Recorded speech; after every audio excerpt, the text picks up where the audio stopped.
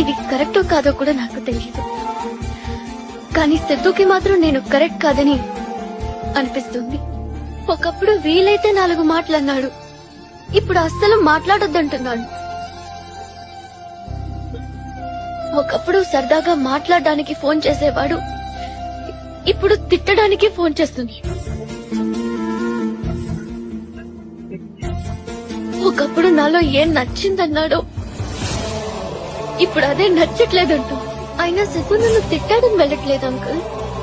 ఇంతకు ముందు కూడా సిద్ధు నన్ను తిట్టేవాడు, అందులో ప్రేమ కనిపించేది.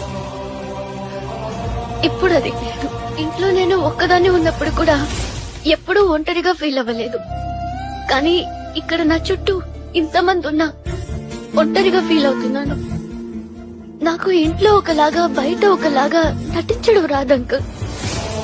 ఇక్కడ ఉంటే లైఫ్ లాంగ్ నటించాల్సి వస్తుందేమోనని భయంతో వెళ్లిపోతున్నాను. గెస్ట్ లాగా వచ్చాను, గెస్ట్ లాగే వెళ్లిపోతున్నాను. మీలో ఎవరినైనా హర్ట్ చేసి ఉంటే క్షమించండి.